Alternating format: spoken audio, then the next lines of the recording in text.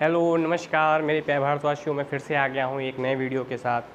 और आप तो जानते हैं कि मैं ज्योतिष की कड़ी में आगे बढ़ रहा हूँ और ज्योतिष ज्ञान में मैं नए नए वीडियो बनाते जा रहा हूँ, नॉलेजेबल वीडियो, जिनसे आपको नॉलेज मिले और आप उन चीज़ों को समझकर अपने जीवन में अप्लाई कर सकें, क्योंकि अप्लाई करने से ही लाइफ में परिवर्तन होते हैं। तो ठीक है, मैं फिर से गुरु मंत्र के साथ आज स्टार्ट करता हूँ। गुरुर्ब्रह्मा गुरुर्विष्णु गुरुर्देवो महेश्वरा, गुरु साक्षात् परब्रह्म तस्मै श्री गुरुवे नमः। तो आज का जो टॉपिक रहने वाला है, आप जानते थे कि मैं रुद्राक्ष कड़ी के अंदर चल रहा हूँ, रुद्राक्ष सीरीज में मैं आगे बढ़ता जा रहा हूँ। तो रुद्राक्ष सीरीज में मैं आज आपको ले लाया हूँ कि आपने देखा होगा बहुत सारे लोगों की अकाल मृत्यु हो जाती है। वो क्या होता है कि उनका एक्सीडेंटल फॉर्म हुआ और वो कहीं ना कहीं उनका एक्सीडेंट हो गया और उनकी डेथ हो गई कहीं ना कहीं, या कभी कभी कुछ ऐसे ग्रह नक्षत्रों का कुंडली के अंदर क्या होता है, योग बन जाता है, जिस कारण से मार्केश बन जाता है और उस मार्केश के कारण भी इंसान की कहीं ना कहीं मृत्यु हो जाती है। तो आज मैं आपको बताऊंगा कि अगर आप शिव जी का आशीर्वाद ले लें सात मुखी रुद्राक्ष के रूप में, तो कहीं ना कहीं क्या होगा कि उनकी शक्ति आपके साथ चलेगी और वो आपकी रक्षा करेगी। बहुत सारे ऐसे लोग हैं जो अकाल मृत्यु को प्राप्त हो गए हैं, छोटी सी गलती किया और आज वो दुनिया में नहीं है।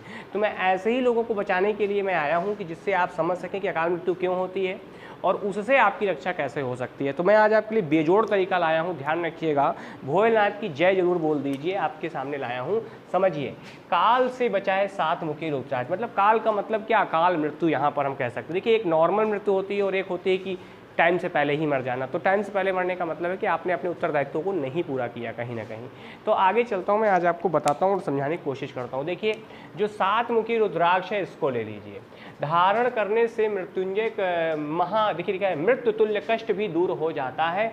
सप्तमुखी, अब जैसे कभी कभार क्या होता है, ग्रह नक्षत्रों की भी ऐसी अवस्था चल रही होती है कि इंसान मृत्यु तुल्य जीवन ही जी रहा होता है, तो उस केस में भी कहीं ना कहीं सात मुखी क्या है कि आपको अमृत के समान फल दे देगा। वहाँ पर सप्तमुखी रुद्राक्ष में सात धारियां होती हैं और यह रुद्राक्ष शनि पीड़ा दूर करने में भी विशेष लाभदायक होता है। ध्यान रखिएगा, शास्त्रों के अंदर ऐसा भी वर्ण है कि कहीं ना कहीं सात मुखी रुद्राक्ष जो है ये शनि पीड़ा में भी 100% कारगर होता है।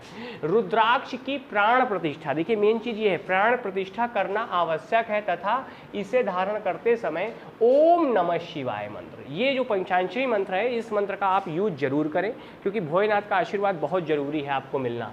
मंत्र का जप अवश्य करना चाहिए। इसके बाद देखिए, सप्तमुखी रुद्राक्ष शनि के अधिपत्य क्षेत्र में आता है, ठीक है ना। जो सप्तमुखी रुद्राक्ष होता है, जो सप्तमुखी रुद्राक्ष है जिसमें सात धारियां होती हैं, रुद्राक्ष के अंदर क्या होते हैं, सात धारियां होती हैं, ये शनि के अधिपत्य क्षेत्र में आता है। मतलब एक तरीके से शनि का अंतर्गत ये रुद्राक्ष आता है, ये समझ सकते हैं। अतः शनि की 7.5, अब देखिए कुछ अवस्थाएं होती हैं जहाँ पर शनि आपको बहुत ज़्यादा समस्या देता है, जैसे कि शनि की 7.5 हुई, ढैया हुई, है ना, शनि की महादशा हुई, है ना, या फिर अंतरदशा के दौरान काले धागे में शिव मंत्रों का जप कर रुद्राभिषेक। अब ध्यान समझिएगा, अंतरदशा के दौरान काले धागे में, यहाँ यूज किसमें करना है इसको, काले धागे में। सप्तमुखी रुद्राक्ष को स्नान करना है काले धागे में, शिव मंत्रों का जप कर रुद्राभिषेक के उपरांत धारण करने से शनि के प्रकोप से बचाव होता है। तो अगर आपके ऊपर शनि का प्रकोप चल रहा है किसी न किसी कारणवश, तो आप सप्तमुखी रुद्राक्ष को अभिमंत्रित करवाकर किसी अच्छे पंडित या यजमान के द्वारा आप इसको धारण कर सकते हैं काले धागे में, ठीक है ना। सप्तमुखी रुद्राक्ष का उपयोग शनि के शांति के अतिरिक्त भी किया जाता है और इस प्रकार है, देखिए ध्यान से समझ जाइए। ये तो हो गया शनि की शांति के लिए, यानी शनि के दुष्प्रभावों से, शनिदेव का जो दुष्प्रभाव आपके जीवन में पड़ता है उससे आप बच सकते हैं। और भी कुछ चीज़ें हैं, दीर्घायु के लिए, लंबे जीवन के लिए भी आप सप्तमुखी रुद्राक्ष धारण कर, मान लीजिए शनि की दशा नहीं है फिर भी अगर आप इसको पहनते हैं तो कहीं ना कहीं ये जो रुद्राक्ष है आपको जीवन में दीर्घायु, मतलब एक लंबी अवधि तक जीने का आपको एक कारगर माध्यम बनता है आपके लिए। इसके बाद है धनागमन। देखिए धन आगमन बहुत जरूरी, क्योंकि धन ही नहीं आएगा तो आप जीवन में आगे कैसे बढ़ोगे, तरक्की कैसे करोगे। एवं व्यापार उन्नति में भी ये लाभदायी है। अब मेन चीज़ है कि ये अगर इसको धारण कर लेते हैं तो कहीं ना कहीं धनागमन भी बना रहता है।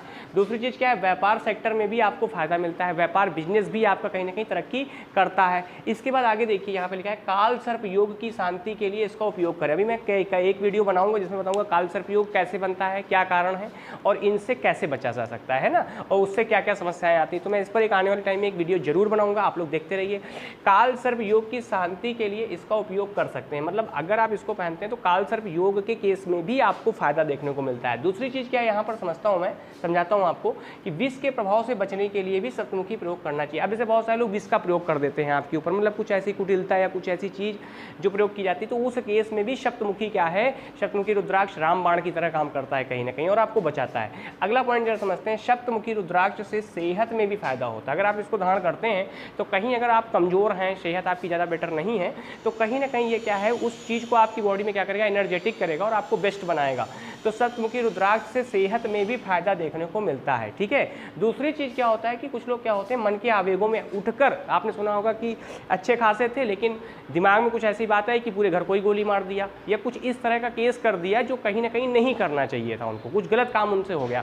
तो ये मन के आवेगों को भी क्या करता है, शुद्ध करता है। मतलब आपके जो मन के आवेग अचानक से उठते हैं, गुस्सा आना, क्रोध आना, है ना, तो गलत चीज़ें दिमाग में आना, तो इसको भी कहीं ना कहीं क्या करता है, ये कंट्रोल करता है। तो ऐसे लोगों को भी धारण कराया जा सकता है जिनको क्रोध बहुत आता है, तो ये उनके क्रोध शांति का कारण भी बन सकता है। ठीक है, अब आगे चलते हैं। आज मैं आपके लिए एक नुस्खा लाया हूँ। ये तो रही शास्त्र की बात, जो सप्तमुखी रुद्राक्ष के ऊपर शास्त्रों के अंदर जो वर्ण किया गया वो मैंने आपके समक्ष रख दिया है। इसके बाद आप समझते हैं नुस्खा। आज का नुस्खा क्या है कि सूर्य की महिमा। अब सूर्य की महिमा क्या है, जरा इसको समझिएगा। सूर्य तो आप जानते हैं कि हृदय कारक ग्रह कहा जाता है, आत्मा कारक ग्रह कहा गया है कहीं ना कहीं ज्योतिष के अंदर, है ना। तो हृदय रोगी को नियमित रूप से सूर्य हृदय स्त्रोत का पाठ करना चाहिए। बहुत सारे जो हार्ट अटैक वाले जो मरीज होते हैं, जो हार्ट अटैक हम कह सकते हैं या उनको हृदय रोगी कह सकते हैं, या हृदय में किसी प्रकार की प्रॉब्लम वाला अगर रोगी है, तो उसको कहीं ना कहीं अपने जीवन में सूर्य हृदय, ध्यान रखिएगा, सूर्य हृदय स्त्रोत का पाठ करना चाहिए।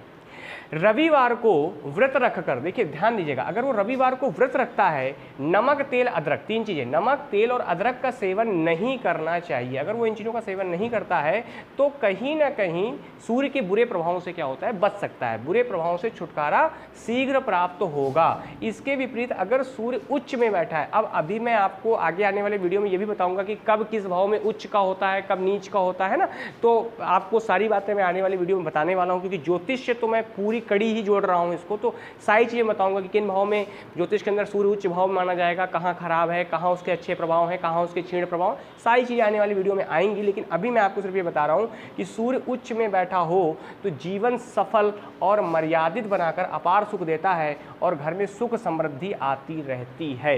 यानी अगर सूर्य कुंडली में बलिष्ठ अवस्था में पड़ा है तो जातक को बहुत ज्यादा परिश्रम नहीं करना पड़ता और उसको नॉर्मल वे पे हर चीज, मान सम्मान, क्योंकि मान सम्मान का भी द्योतक होता है, सरकारी नौकरी का भी द्योतक होता है, तो ये सारी चीज़ें क्या होती हैं कि कहीं ना कहीं सूर्य के प्रभाव से आसानी से मिल जाती हैं। लेकिन अगर प्रॉब्लमेटिक है तो कहीं ना कहीं हृदय रोग उसको जरूर पकड़ता है, ये बात ध्यान रखना। अगर हार्ट अटैक का रोग आ रहा है आपके जीवन में तो इसका मतलब सूर्य पीड़ित अवस्था में पड़ा हुआ है। तो ये चीज़ मैंने आज आपको शास्त्रों से बता दी है ना, तो इस चीज़ को आप समझिएगा। और हमारे यहाँ एक श्लोक है शास्त्रों में, मैं आज उस श्लोक का भी आपके सामने वर्ण करता हूँ कि सर्वे भवन्तु सुखिना सर्वे सन्तु निरामया सर्वे भद्राणि पश्यन्तु मा कश्चित् दुःख भाग भवेत्।